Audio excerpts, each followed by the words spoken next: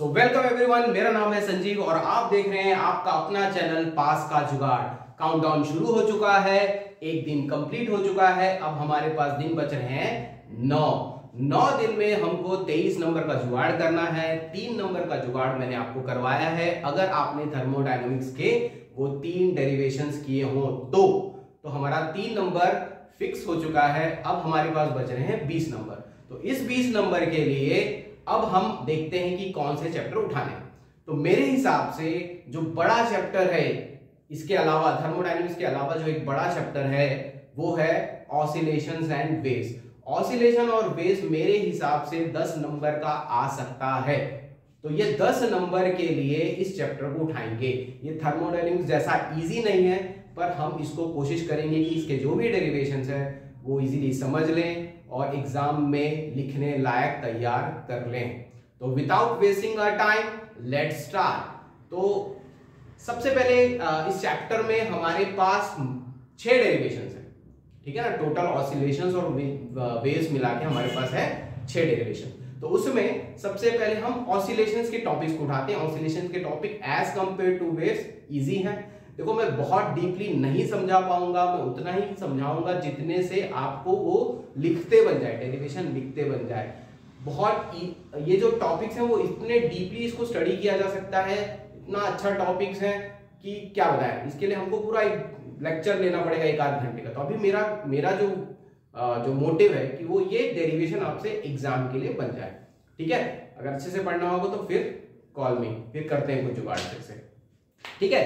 तो let's start with simple harmonic motion. तो हमारा पहला जो डेरिवेशन है वो है displacement, velocity and acceleration in a simple harmonic motion. समझ में आ रहा है? तो सबसे पहले आपको अगर बेसिक्स की बात करें, हम हमेशा डेरिवेशन में बेसिक्स की बात करते हैं, किस तरीके से डेरिवेशन फ्लो होता है उसके बारे में बात करते हैं। तो कुछ बेसिक्स आपको समझना पड़ेगा, बिल्कुल अंधाधुंध नहीं रटना है। तो सबसे पहले अपन सिंपल हार्मोनिक मोशन समझते हैं कि सिंपल हार्मोनिक मोशन क्या होता है। सिंपल हार्मोनिक मोशन एक पीरियोडिक मोशन है, स्पेशल टाइप का पीरियोडिक मोशन है, जिसमें जो रिस्टोरिंग फोर्स होता है वो हमेशा डिस्प्लेसमेंट के प्रोपोर्शनल होता है, ठीक है। तो एसएचएम क्या है? एक पीरियोडिक मोशन। पीरियोडिक मोशन मतलब जो रिपीट करता है, अपने मोशन को रिपीट करता है। जैसे एक ऑसिलेशन समझ लो। तो अगर एक सिंपल पेंडुलम लेते हैं तो सिंपल पेंडुलम को अगर मैंने ये यहां से लेके जाके इसको अगर मैं लीव कर देता हूं तो ये to and fro motion follow करेगा, है ना। इस टू एंड फ्रो मोशन को ही हम लोग सिंपल हार्मोनिक मोशन बोल सकते हैं। ये रिपीटेड मोशन है, इसको हम सिंपल हार्मोनिक मोशन बोल सकते हैं। कब? अगर देखो, आप पहले ये सोचो कि अगर ये ऑब्जेक्ट को मैं ऊपर लेके चले जाता हूं और जब मैं इसको छोड़ता हूं तो ये वापस कैसे आता हो।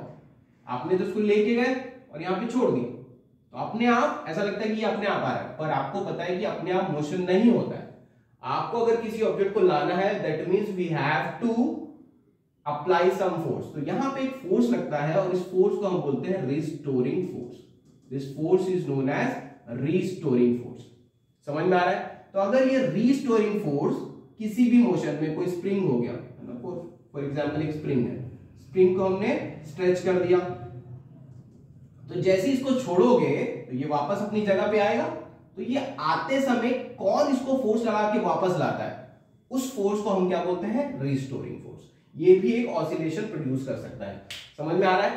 तो जब भी कोई पीरियोडिक मोशन होता है तो उसमें वापस लाने का जो काम होता है वो किसका होता है? रिस्टोरिंग फोर्स का काम होता है। तो अगर ये रिस्टोरिंग फोर्स, सपोज करो इसको हमने कितना डिस्टेंस दिया, x डिस्टेंस से डिस्प्लेस किया, अगर ये restoring force F is directly proportional to x है, अगर ऐसा है, इस मोशन में रिस्टोरिंग फोर्स किसके प्रोपोर्शनल है? डिस्प्लेसमेंट के प्रोपोर्शनल है। मतलब जितना ज्यादा डिस्प्लेसमेंट होगा, फोर्स भी, रिस्टोरिंग फोर्स भी उतना ही अगर लगता है, प्रोपोर्शनली लगता है, तो ऐसे मोशन को हम सिंपल हार्मोनिक मोशन बोल सकते हैं। समझ में आया?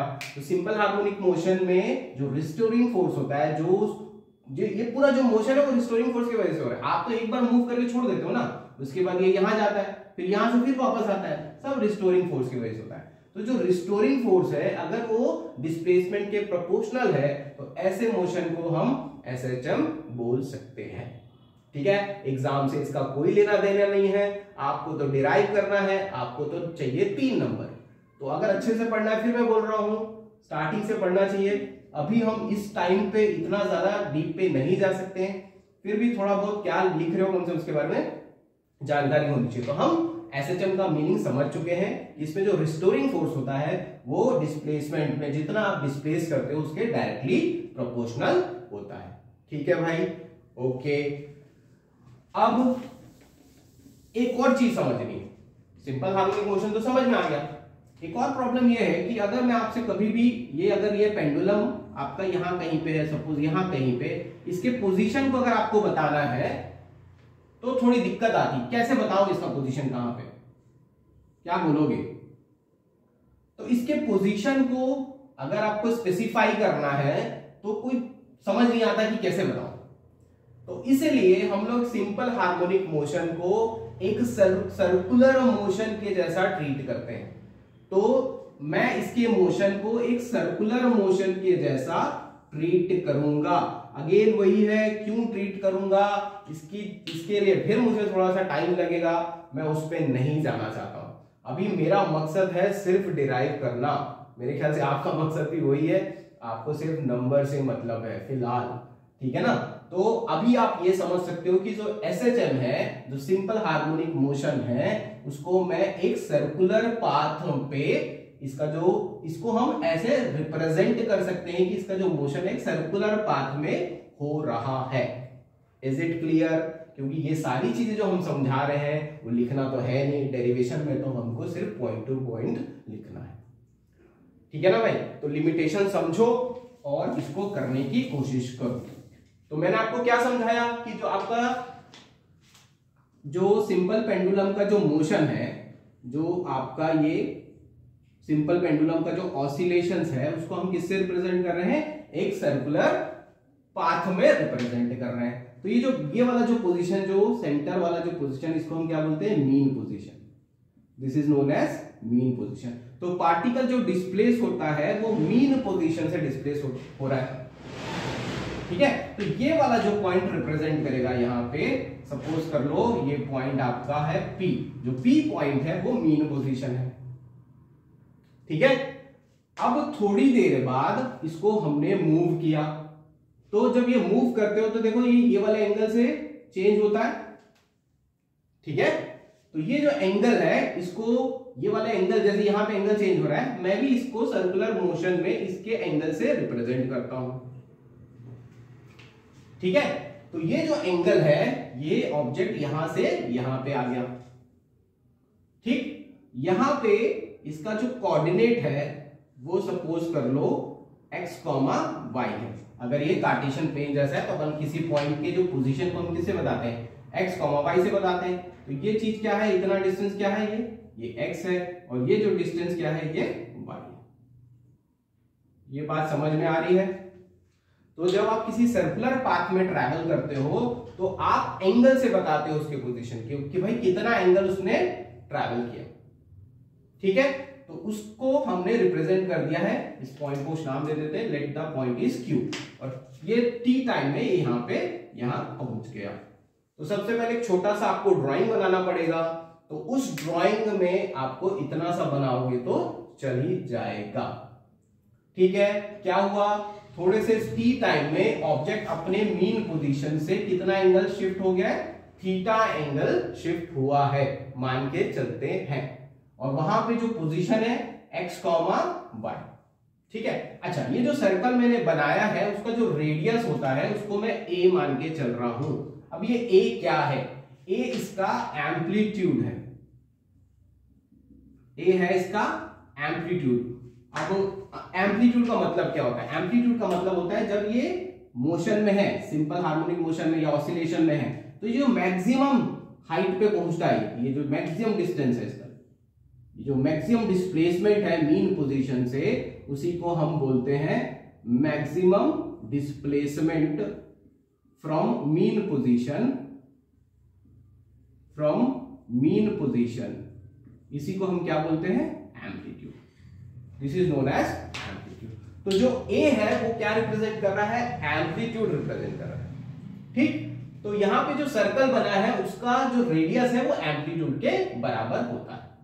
तो जब भी डेरिवेशन स्टार्ट करोगे आप यहीं से स्टार्ट करोगे, है ना। ये सब एक्सप्लेनेशन आपको सिर्फ समझाने के लिए, आप यहां से स्टार्ट करो, एक सर्कल बनाओगे, उसका रेडियस कितना रहेगा, ए, और वो ए क्या रिप्रेजेंट करेगा, amplitude. Amplitude is the maximum displacement from the mean position, ठीक है, क्लियर है। यहाँ पे थोड़ी देर बाद टी टाइम में पॉइंट कहां पे पहुंच गया, ऑब्जेक्ट कहां पे पहुंच गया, एक्स कॉमा वाई पे पहुंच गया। तो मेरे ख्याल से यहां तक आपको समझ में आ चुका है, ठीक है, ओके। अब क्या करें, थोड़ा मिटा ले रहा हूं, नोट कर लेना जो जो पॉइंट्स आपको चाहिए। तो अब हमको डिस्प्लेसमेंट का इंट्रोडक्शन अगर आपको कुछ लिखना है तो आप यही बता सकते हो। Suppose a particle is executing SHM which is represented by a uniform circular motion in the given in the figure, ऐसा कुछ लिखिए, ठीक है ना। तो जो एग्जीक्यूट कर रहा है उसको किससे रिप्रेजेंट कर रहे हैं आप, circular motion, uniform circular motion से रिप्रेजेंट कर रहे हैं, और हमने बगल में ये ड्राइंग बना के दिखा दिया, ठीक है। At time t the position of the particle is at q, ठीक है। इतना सारा देखो भाई, जितना आप इंट्रोडक्शन में बहुत सारी चीजें लिख सकते हो, जितना आपको याद रहता है, जितना आपको समझ में आता है, क्योंकि देखो रट के तो जान नहीं रहा हूं इंट्रोडक्शन, जो मेरे को समझ में आ रहा है वो लिख दे रहा हूं। मेरे को ऐसा लगता है मैं आप ही हूं, जैसे मैं एग्जाम में क्या लिखूंगा, मेरे को इतना समझ में आ रहा है, मैंने ये लिख दिया, ठीक है, ओके। इसके बाद हमको लगाना है, पहला हम डेरिवेशन कर रहे हैं डिस्प्लेसमेंट का। तो फर्स्ट डेरिवेशन है आपका डिस्प्लेसमेंट का डेरिवेशन। डिस्प्लेसमेंट के लिए सिंपल सा इस ट्राइंगल, जो ये आपको ट्राइंगल दिख रहा है, उसमें हमको साइन थीटा लगा देना है, ठीक है। आपको क्या करना है, साइन थीटा इस पे लगा देना है। तो अगर आप क्लास 10th की ट्रिग्नोमेट्री आपको याद है, और इस ट्राइंगल का नाम यहाँ पे कुछ और नाम भी देना पड़ेगा फिर, तो say it is R, this point is R, ये जो ट्राइंगल दिख रहा है, दिस पॉइंट इज आर। तो इन ट्राइंगल OQR में अगर हम साइन थीटा की वैल्यू देखें, साइन थीटा, तो साइन थीटा होता था परपेंडिकुलर बाई हाइपोटेन्यूज। तो ये अगर थीटा है तो ये परपेंडिकुलर है, ये हाइपोटेन्यूज है। क्लास 10th का हमने ट्रिग्नोमेट्री पढ़ा हुआ है। तो sine theta will be what, y by, directly कर दे रहा हूं, y बाई a हो जाएगा। तो y कितना हो जाएगा, y will be equal to a sine theta. तो y जो है इसका डिस्प्लेसमेंट है ना। तो y की जो वैल्यू है वो कितनी है, a साइन थीटा। अच्छा, जब आप किसी सर्कुलर पाथ पे ट्रैवल करते हो तो आपके पास एक वेलोसिटी होती है, और उसको बोलते हैं हम लोग एंगुलर वेलोसिटी। तो हमारा जो डिस्प्लेसमेंट का फॉर्मूला रहेगा वो एंगुलर वेलोसिटी के बेसिस पे रहेगा। एंगुलर वेलोसिटी जो रहता है ओमेगा, जैसे हमारा सिंपल लीनियर मोशन में जो डिस्टेंस क्या होता है, स्पीड क्या होता है, speed is equal to distance by time होता है ना, speed is equal to distance by time होता है। तो उसी टाइप से जब सर्कुलर पाथ में आप ट्रैवल करते हो तो आपके पास वेलोसिटी होती है एंगुलर वेलोसिटी, उसको हम ओमेगा से रिप्रेजेंट करते हैं, this is omega. Omega is equal to होता है थीटा बाई टी, ये इसका फॉर्मूला होता है। ये चैप्टर 5 में आप रोटेशनल वाला चैप्टर में भी पढ़ते हो, पहले भी पढ़ चुके होंगे, पर अगर याद नहीं है तो मैं आपको बता देता हूं। तो angular velocity omega is equal to होता है थीटा बाई टी। तो थीटा की वैल्यू कितनी हो जाएगी, ओमेगा टी होगी, theta will be equal to omega T. तो यहां पे हम थीटा की जगह लगाते हैं y is equal to a sine omega t. ये है हमारे डिस्प्लेसमेंट का फॉर्मूला। ठीक है, इस पूरे डेरिवेशन में मैंने ऑब्जेक्ट को मीन पोजीशन से ही स्टार्ट किया है। ठीक है ना, तो ये अगर मैं इसको दूसरी जगह से स्टार्ट करूंगा तो थोड़ा डेरिवेशन और कॉम्प्लिकेट हो जाएगा, इसलिए मैंने अपने सहूलियत के लिए, आपकी सहूलियत के लिए इसको मैंने ये अज्यूम किया है कि ऑब्जेक्ट कहां पे है, मीन पोजीशन में। ठीक है, तो ये है आपका डिस्प्लेसमेंट का formula y is equal to a sin omega t। समझ में आ रहा है? अब आपको शायद डाउट आना चाहिए कि सर ये y बताया आपने, इस एक्ट के बारे में कुछ नहीं बता रहे हो, ये y क्या है? अगेन मैं बोल रहा हूं बहुत ज्यादा डीप में नहीं जाना चाहता, मैं इतना बता सकता हूं आपको कि जब आपका डिस्प्लेसमेंट, देखो जब आपका सिंपल ऑसिलेशन होता है, सिंपल हार्मोनिक ऑसिलेशन होता है, तो ये या तो आप मोशन जब देख रहे हो तो आप ये देख रहे हो कि ये मीन पोजीशन से जब स्टार्ट हुआ है, तो मीन पोजीशन से जब स्टार्ट होता है तो हम y निकालते हैं।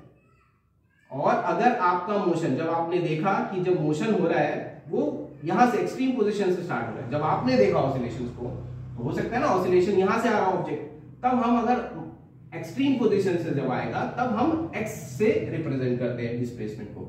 मीन पोजीशन से जब होगा तो y से रिप्रेजेंट करते हैं, और अगर एक्सट्रीम पोजीशन से आ रहा है तो x से रिप्रेजेंट कर सकते हैं। दोनों चीजें हो सकती हैं। समझ में आ रहा है कि नहीं आ रहा है? नहीं आ रहा होगा मुझे पता है, फिलहाल इसलिए मैं इतना डिटेल में जाना नहीं चाह रहा हूं। आपको जितनी जरूरत है डेरिवेशन के लिए, अभी एग्जाम के लिए y is equal to a sin omega t मेरे ख्याल से सफिशिएंट होगा। चाहो तो आप x की वैल्यू भी निकाल सकते हो। x हो जाएगा, अगर हम यहाँ पे cos थीटा लगाएं तो cos theta will be equal to what? cos theta हो जाएगा base by hypotenuse, that is x by a, this will be x is equal to a cos theta, और y x हो जाएगा आपका a cos omega t। तो ये हमारे दो डिस्प्लेसमेंट्स हो गए। हम इसी को यूज करेंगे हमेशा हमारे डेरिवेशन में, और हमारे जो न्यूमेरिकल्स भी रहते हैं उसी में आगे काम करेंगे। ठीक है, समझ में आया कि नहीं आया? जैसा भी है भैया एग्जाम के लिए तैयार कर लो इसको। ठीक है, समझने के लिए आ जाना, अच्छे से समझा दूंगा। ठीक, तो इसको मिटा दो। तो ये हमारा हो गया डिस्प्लेसमेंट का डेरिवेशन। दूसरा है हमारा डेरिवेशन वेलोसिटी, वेलोसिटी का डेरिवेशन। तो वेलोसिटी का derivation, velocity of A particle in SHM. अच्छा, वेलोसिटी का फिर से कुछ बेसिक्स यार, देखो बेसिक्स तो इतना पीछे पड़ा हुआ है ना, हमारे लिए दिक्कत हो गई। हर जगह बेसिक्स, हर जगह बेसिक्स, तो इसीलिए तो बोल रहे हैं भाई स्टार्टिंग से पढ़ो। अचानक से आ जाएगा अभी वेलोसिटी का फॉर्मूला नहीं पता। वेलोसिटी का जो बेसिक फॉर्मूला होता है वो होता है v is equal to dy by dt। अगर y को, मतलब डिस्प्लेसमेंट को अगर मैं डिफरेंशिएट करता हूं with respect to time, I get velocity. समझ में आ रहा है? ये बेसिक है। तो यहां पे वही बेसिक का हम यूज करके वेलोसिटी निकालेंगे। तो सबसे पहले y का डेरिवेशन आ गया था, y की वैल्यू आई थी a sin ओमेगा t। अब हमको वेलोसिटी निकालना है तो सिंपल y की जगह हम क्या रख देते हैं, y हमको पता है हमारे पास है a sin ओमेगा t। अब आ गया डिफरेंशिएशन का दिक्कत, है ना भाई? मुझे पता है यहाँ पे जो वीडियो ये देख रहे हैं उनको डिफरेंशिएशन में दिक्कत है। तो डिफरेंशिएशन अगेन जितनी जरूरत है मैं उतना बता रहा हूं, डिटेल में पढ़ने के लिए समय नहीं है। तो इसका जो a है, अगर देखो इसको डिफरेंशिएट करना है तो ये जो a है वो कांस्टेंट है, वो बाहर आ जाएगा, हो जाएगा d by d t sine omega t। Sine का जो डिफरेंशिएशन होता है, साइन थीटा का डिफरेंशिएशन होता है cos थीटा, याद रखना पड़ेगा। लेकिन अगर साइन 2 थीटा का डिफरेंशिएशन है तो वो हो जाएगा 2 cos 2 थीटा। कैसे होगा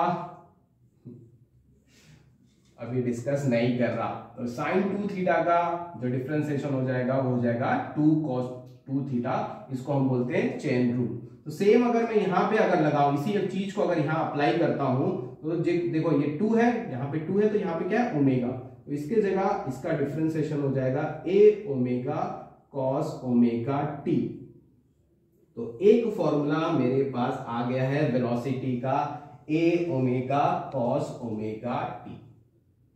ठीक है, इसमें एक थोड़ा सा और मैं ऐड करके चीजें बताता हूं, हो सकता है कभी न्यूमेरिकल में काम आ जाए, या एक फॉर्मूला अगर मेरे ख्याल से काइनेटिक एनर्जी में डेरिवेशन में काम आएगा। अभी ये वाला जो फॉर्मूला कब यूज करेंगे, अगर वेलोसिटी निकालनी है पार्टिकल की, किसी पर्टिकुलर समय पे निकालने के लिए काम आएगी। क्योंकि इसमें देखो a ओमेगा, a तो आपको पता है एम्पलीट्यूड है, ओमेगा आपका क्या है, एंगुलर वेलोसिटी है, तो ये पता रहेगा हमारे पास। तो हमारा टाइम कि भाई ऑसिलेशन के 2 सेकंड बाद, मीन पोजीशन से 2 सेकंड के बाद आपकी वेलोसिटी कितनी है, तो उसके लिए फॉर्मूला सही है। लेकिन अगर मुझे पूछा जाए कि मीन पोजीशन से 3 सेंटीमीटर पे या 4 सेंटीमीटर में इसकी वेलोसिटी निकालनी है ऑब्जेक्ट की, वो कितनी होगी, वो इस फॉर्मूले से नहीं निकलेगी। तो एक फॉर्मूला और हम थोड़ा सा इसको बना लेते हैं। डेरिवेशन में यहां तक भी छोड़ोगे तो चलेगा, लेकिन जो कर रहा हूं देख लो जरा। तो ये हो जाएगा ए ओमेगा, अच्छा ट्रिग्नोमेट्री हमने पढ़ा है, अगेन कॉस स्क्वायर थीटा को मैं क्या लिख सकता हूं, या कॉस थीटा को मैं लिख सकता हूं root of 1 minus sine square theta. ठीक है ना भाई, कुछ चीजें याद रख लो, वहां डायरेक्ट सीखना नहीं है, ये सब ट्रिग्नोमेट्री क्लास 10th का है। तो कॉस थीटा की जगह क्या लिख सकते हैं हम लोग, root of 1 minus sine square theta. तो कॉस ओमेगा टी की जगह क्या लिख सकते हैं, 1 minus sine square omega t लिख सकते हैं। ठीक है, अच्छा हमको ये भी पता है कि y की जो वैल्यू है y इज इक्वल टू है a sin omega T. y की वैल्यू कितनी है, a sin ओमेगा टी है, तो y बाई a की वैल्यू कितनी होगी, sin ओमेगा टी होगी, या sin ओमेगा टी की वैल्यू कितनी हो जाएगी, y बाई a। तो हम यहां पे sin ओमेगा टी की जगह लगाएंगे y square by a square. अगर मैं इसका एलसीएम लेता हूं तो इसका एलसीएम कितना हो जाएगा, लिख लेते हैं। तो इसका एलसीएम जब लेंगे तो v इज इक्वल टू हो जाएगा a omega root of a square minus y square by a square. और रूट के अंदर ये बाहर आ जाएगा और ये तो ऐसे ही रह जाएगा, ये हो जाएगा बाहर आ गया a हो गया कैंसिल। तो हमारा v का फॉर्मूला आया omega root of a square minus y square. अच्छा फॉर्मूला है ये, काम का फॉर्मूला, क्योंकि ये काम आ जाएगा इसलिए मैं करवा दे रहा हूं। तो v का वैल्यू कितना आया, omega root of a square minus y square. चाहो तो आप यहां तक छोड़ सकते हो, सब टीचर के ऊपर डिपेंड करेगा मार्क्स वो क्या चाहता है, ठीक है ना, यहां तक छोड़ सकते हो। आप थोड़ा ये भी कर दो तो ज्यादा बेटर है मेरे हिसाब से।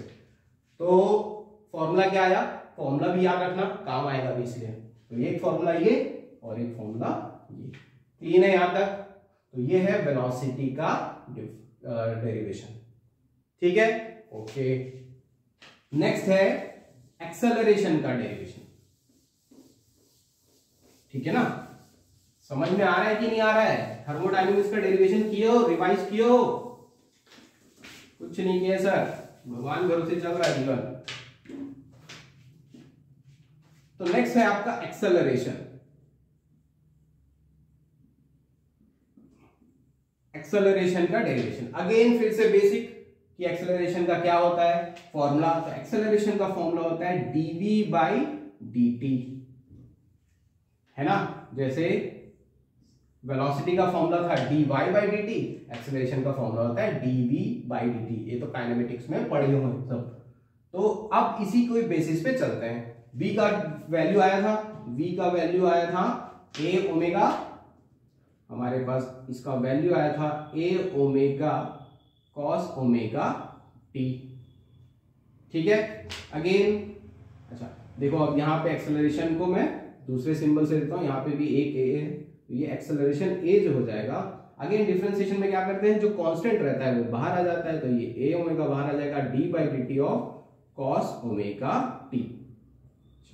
कॉस का जो डिफरेंशिएशन होता है माइनस साइन होता है। अगेन वही चेन रूल के हिसाब से अगर मैं इसको लगाऊंगा तो जैसे कि कॉस थीटा का डिफरेंशिएशन होता है माइनस साइन थीटा, और कॉस 2 थीटा का डिफरेंशिएशन हो जाएगा ये माइनस 2 साइन 2 थीटा हो जाएगा। तो सेम यही कॉन्सेप्ट पे अगर इसको लगाएंगे तो ये बन जाएगा आपका ओमेगा,